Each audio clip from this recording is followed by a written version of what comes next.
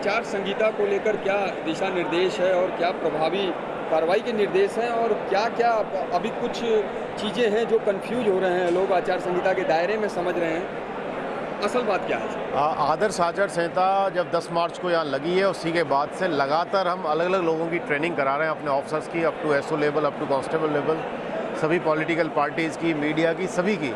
यहाँ जो मेन बात बताने वाली है कि जैसे जो यूनिपोल है, यूनिपोल जो कॉमर्शियल स्पेस सोल्ड आउट किया हुआ नगर निगम ने, अगर उस पर बोर्ड लग रहे हैं, उसका खर्चा पार्टी अगर सम्मिलित कर रही है तो वो लीगल है, वो पूरे देश में है। दिल्ली में तो सारे यूनिपोल पर ही वो जो ऐड होते हैं, तो कोई भी ऐड है अगर वो पेड कैटेगरी है, वो कॉमर्शियल स्पेस पे, तो वो आचार संहिता का उल्लंघन नहीं है।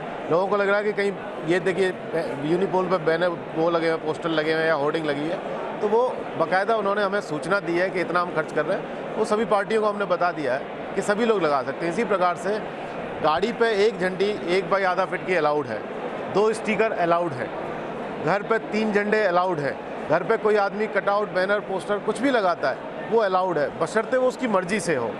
लेकिन अगर किसी पॉलिटिकल पार्टी या कैंडिडेट को किसी के घर पे लगाना है तो वो उसकी लिखित अनुमति प्राप्त करेगा। तो ये कुछ चीज़ें ऐसी हैं जिसमें अननेसेसरी कन्फ्यूजन है कि आचार संहिता का उल्लंघन है। तो आचार संहिता का उल्लंघन अब ये मानने लगे कि कोई भी किसी भी प्रकार का प्रचार हो रहा है वो उल्लंघन है, तो प्रचार नहीं होगा तो पॉलिटिकल पार्टीज अपने मैसेज को कैसे पहुंचाएंगी। लेकिन जो चीज़ें बिना अनुमति के अगर मीटिंग है तो वो आचार संहिता का उल्लंघन है। किसी धार्मिक स्थान में कर रहे हैं तो वो उल्लंघन है। कोई ऐसा भाषण दे रहे हैं जिससे जाति संघर्ष हो या कम्युनल फीलिंग हर्ट हो, तो वो जो है आचार संहिता का उल्लंघन है। तो आचार संहिता का उल्लंघन क्या है क्या नहीं है वो बहुत स्पष्ट है, और उसी के हिसाब से लगातार एक एक इवेंट पर नज़र रखी जा रही है। फ्लाइंग स्क्वाड, हमारी वीडियो सर्विलांस टीम, ये लगातार जाती हैं और एक एक चीज़ को इंश्योर कर रही है कहीं भी आचार संहिता का उल्लंघन नहीं हो।